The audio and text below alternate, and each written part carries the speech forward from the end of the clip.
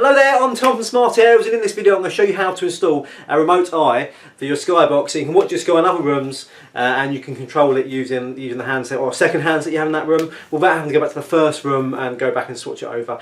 Before I go further, since actually in recent times Sky Q has become very popular, and doing it this way doesn't work. You can't do it this way. You can have Sky Q with remote eyes, but you can't do it this way, and it's completely different, so there's going to be a separate video for that. But this is how you would do it for standard Sky boxes or Sky Plus HD boxes. There's actually another video showing you how to do it with stuff like DVD players and BT Vision boxes. I know a lot of people leave Sky and go to BT Vision and stuff like that, so they've got another video for that as well. So please do go look at those ones after you look at this one. Now, at the minute we've got our Sky box here. We've got it set up to our TV. We've got it over the HDMI. But unless you're going to have some sort of HDMI distribution system in your house, which can be quite expensive, and in any case you're probably going to need to put some sort of control in there so you can actually control it. We're going to be doing it over the RF2 connection, which is the most common way of doing this. It's not perfect because it's an analog out, so you're going to have to. So it's not going to be a great picture, but it's perfectly fine for if you're serving it around to the whole house and you just want something quick to sort of give to the kids or something, or to watch it in bed. You can still get a good picture, but it's just not HD digital quality picture. Now, tools you're going to need for this, we're going to need some sort of I've got a sort of set of cutters here. We're going to need some set of cutters, a Stanley blade or a preparation knife. I've actually got some scissors here. I'm not going to use them, but if you don't have any side cutters in your house, you could use some scissors or something like that. I'm just going to need some sort of coax plugs. I've got a few coax plugs here. A coax coupler, because the RF2 connection on here is it's a male connection, so we're going to put a female plug on, which looks like this. I'm going to show you that because I'm not going to go back any further to that. That would go straight onto there, so we could just put that straight onto there, like so, and it'd fit on fine. But I don't like the. I've just dropped something. I don't like the way they terminate, so I'd rather use a male plug and a coupler because I just think it makes a better connection. So I'm going to put that down the side, and we're not going to talk about that again. And you're going to get a coax. The coax I've got is very short length here, but we're going to pretend that that's plugged in and that's running through your house to your next TV. So you're going to have to use your imagination there. And we are going to. That's it. So if you're looking at the back of your Skybox and you haven't got these aerial connections, so this aerial RF1, RF2, that's because you've got one of the later models that can, it's Wi-Fi compatible, and they took all this sort of stuff out of there. In which case, what you're going to need, you're going to need some sort of external digital modulator, or even better, an I/O link, which is something like this, and that will just slot into your I/O port. I can't show you on this one because this one hasn't got it. And then these, that would be your aerial in. Where are we? RF in. That would be aerial in. RF1, so that goes to your first TV, and RF2, that would be the one that powers your. Or the RF2, sorry, that'd be the one that powers your remote eye. And it has to be done that way because the power that we're sending from the Skybox to reach the remote eye will only be available on RF2. You can't mix these up. You'll get the picture if you go from if you get RF1 and RF2 mixed up, but the remote eye functions won't work, which is the whole point of this video. So let's begin. I'm going to make a coax plug. Here, I'm going to be doing this very quickly. I have done another video on how to make a coax plug, so I recommend you go into our channel. Or even I'll post a comment in the links below, and then go read that or see that if you want more information on how to make a coax plug. But I'm going to be doing it in view here, so you should be able to see what I'm doing. It's actually quite simple. So I've just cut the outside PVC off. Take that to braid. We're going to separate our coax plug here, which comes in a few sections. Like there. So I've got a habit of putting things on my mouth when I work. Sort of the third hand, and that goes like that. So we put that over that one, and cut that back. Take that off. So we've got something like that. You see that? It's got the centre braid. The braid can't touch the centre conductor. We're going to put a little kink in that, just so it makes a good connection with this bit. When we put this bit on, so that bit, and that goes over there. We're going to trim the edge like so, and we've got a coax plug. So that's like a sort of TV plug, or whatever you might call it, IEC plug, and we're going to put a coupler on that. So this is a female to female coupler. Now when we've got that on there, that can happily go into the RF2 like so. Now we're going to have to repeat the process on the other end, so this will be your second TV. I'm not going to show you, I'm just going to quickly patch this out.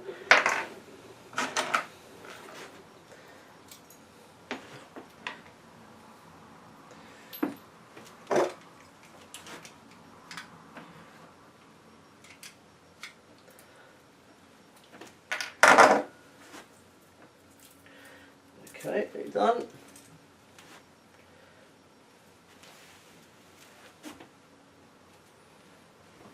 Obviously, if you're going into a wall plate or anything like that in your second room, just make sure you're not using isolated wall plates at any point. And what an isolated wall plate is, it's something that will stop the DC voltage passing through. So again, you'll get the picture go through, but the remote eye won't work because the wall plates themselves will be stopping the voltage hitting the eyes, and they won't power, so you won't be in a control feature. So just double check. If electricians put sockets in for you and stuff like that, they're not isolated. It's actually very common with a lot of the chrome sockets that are out there. For some reason, a lot of the chrome sockets are isolated. So you can't use those wall plates. The amount of times I've had to take off matching wall plates, so it might be chrome or something like that, and I shove a big white one in, just because of it. We only stock white ones. And it never looks quite right, even behind the TV. Okay, so what we've done here is we've got our RF2 in, we've got our aerial plug. Now we put our eye on. And the eye I've got actually is here, so that will go into your TV aerial socket on the next TV, yeah. But the one I've got is an F connection, which almost certainly the one you're going to have isn't going to have an X connection, because most of them don't. I just buy these ones because I prefer them, but I've just got an F to coax it up. Plus it's a female coax to male F. We're going to put that on there. So I can screw it on there. We're going to plug our eye in. Like that. Now, so once we've done that, we've got our eye plugged in. It's gone on. You'll notice there's a little infrared light that's already on there. The little red light, it's not infrared, I won't be able to see it if it's infrared, but it carries infrared, but the LED is actually red. That's turned on. Now, if you haven't set your skybox up to turn that on, that would still be no light there. So I'm going to show you how to do that part. Now on your Sky handset, we'll go to Services, and we're going to access the. We'll go get that message. Why is it saying that? I'm not trying to like. Okay, I'm back. I'm sorry about that. I thought my Skybox had a funny 5 minutes there, but what actually happened when I was pushing down this lead on here, it was showing this screw which is holding it up, and it was holding a button press. So I figured that out shortly after I stopped the video rolling. Let's continue. So where were we? I'm going to go to Services, and we're going to go to the Hidden Installer menu, which to access is 001 on this screen. 001 Select.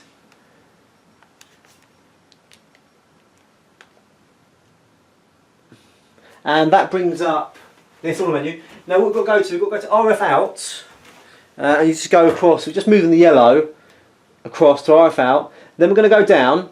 Now, I'm just going to put it the way you would see it.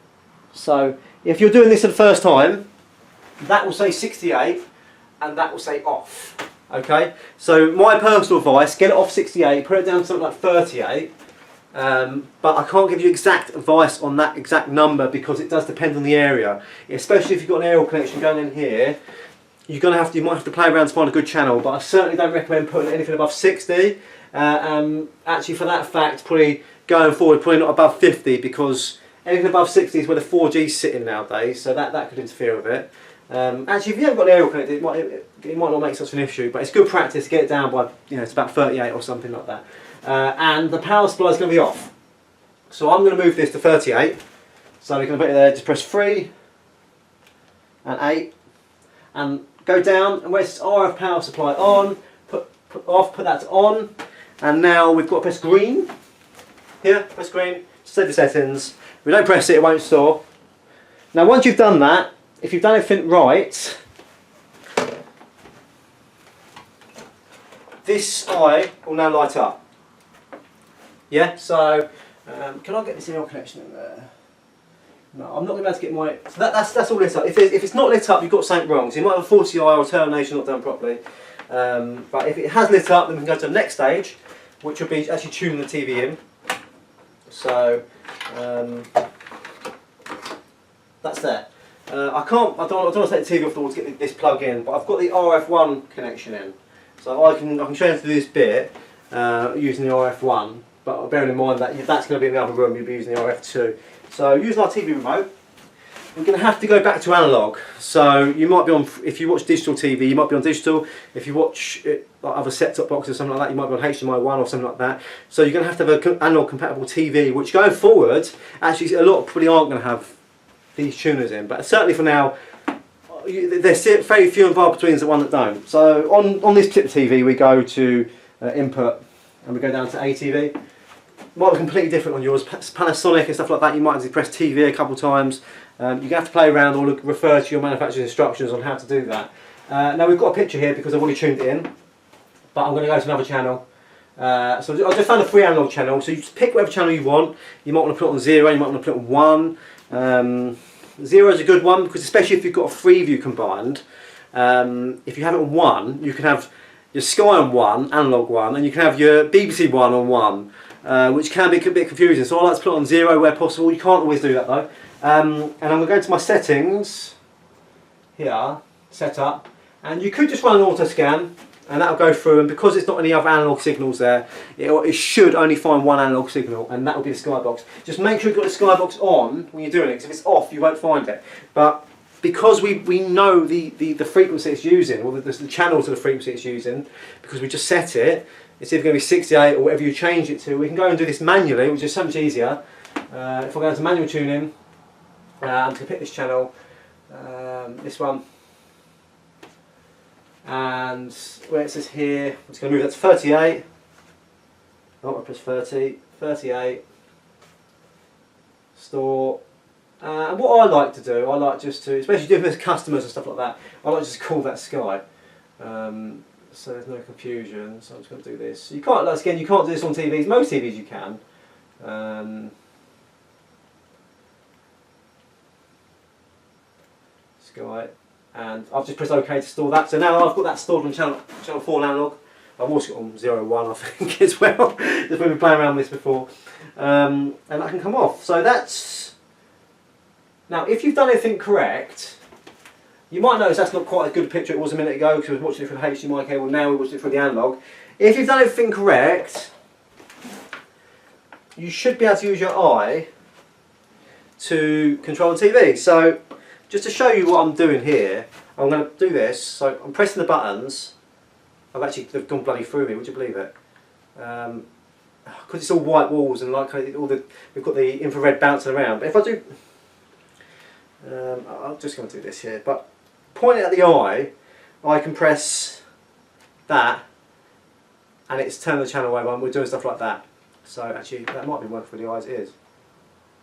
Yeah, it was. Okay, so at the minute, because I'm pointing the remote away from the box and it's behind me, the TV's not changing, is it? But if I put the eye in front, so we're going to use the eye to change the box, it is changing. So that's working. That's doing everything it should do. And that's that. So that'll be your system up and running. If you want to extend this further to go on to other TV points and stuff like that, so it's just, obviously this is only using to go into one TV point, but if you want to go to more, you're going to have to run into something like this, an amplifier. Let's just see if I can do this quickly. Do I have a coupler? I don't have a coupler. Yes, I do have a coupler. Now we're going to take my RF1 out, and we're going to put that. I'm going to join onto this. Sorry, I've got some male and female connections. And we're going to put that into the input of the amp. Are we going to do that? No, we're going to put that into the output of the amp. And I'm going to run you up into the input. So, just to get it working, I've just taken the eye for a minute. But what we've done, we've taken the RF2 out of the box, gone over the cable and gone to the input of the amplifier. Now this amplifier's got a VHF and UHF inputs. So UHF, VHF's a radio and stuff like that. Then on one of the outputs, this amplifier's got 8 outputs plus a full output. That's like a sort of double the strength output. So we can run 8 TVs from that. It's going out and back up to our TV. Now, this is working. We get the picture. I took the eye off because it's not going to work with an eye, because this amplifier is not a DC passing amplifier. So if you want to be able to use eyes, so the magic eyes, in all your rooms, you're going to need to put a DC passing amplifier in, and then that will allow the voltage to pass and power as many eyes as you want. Just bear in mind that if you've got lots of kids and everyone's got access to eyes and they've all got remotes, you could be sitting there watching something and all of a sudden, you know, sort of sitting there getting into your, I don't know, The Sopranos. I don't know, I said Sopranos, it's so old now. But you could be sitting down, tapping into The Sopranos, and all of a sudden, boom, it's gone to CBBS and we're watching Peppa Pig all of a sudden, or something like that. So just bear that in mind. That might not be a problem for you. But I've got another solution if you've got more than one Skybox. So if you've got lots of Sky Plus boxes and you want to do this with more than one box, you want to be able to watch 2 boxes or 3 or 4 boxes all over the Magic Eye system. That is actually possible, and we can do that with something like this. This is really old, it's been sitting in my van for ages, but it's an SPC4F combiner. And what this does, you run all your RF2s into here, and on the output you get them all coming out. So you can then run them to all your TVs, and you don't have to have 4 Magic Eyes in every room, you have 1. And the clever thing you do, you program your Sky remote to control one of the outputs on here. So you can actually have some sort of control, you know, flexibility over that, so it doesn't get messy. So it's not something we often do, hence why the box has fallen apart, and that's really old, because I've last time I did it about 1.5 years ago. It's not something we often do, but it's a possibility you can do that. Another potential issue you might run into with these is if you're using the I/O link, one of these things, they don't output, the amps that they actually output, the milliamps that they actually output are lower than normal Sky HD boxes. So where you're running onto multiple eyes and using something like a line amplifier, which the Skybox itself powers, not like for a mains point, they can't power it. They've only got enough to power one eye. So you're either going to have to put a power supply unit in to power that line amplifier, or you're going to have to change that line amplifier for a mains powered version so that can supply the power to all the eyes. But having said that, you know, that's not very common either, especially line amplifiers. They're falling out of favour because these type of systems are sort of dying with Sky Q coming on, but it's still, you know, it's still very popular. So that's it. I hope you like this video. I'm sorry about the outtake in the middle. Hopefully in the edit you get it a bit nicer than what it's sort of seen this end. If you've got any questions or anything, please do leave it in the section below. If you like this video, please do give it a thumbs up. If you're watching it on Facebook, please do give it a share so other people can get the benefits of it. Please do subscribe to our YouTube channel for more videos like this. We cover aerial, satellite, CCTV, AV. There's lots of different things there, so you know there should be enough to sort of whet your appetite. And that's it. So I'm Tom Smart from Smart Aerials. Bye for now.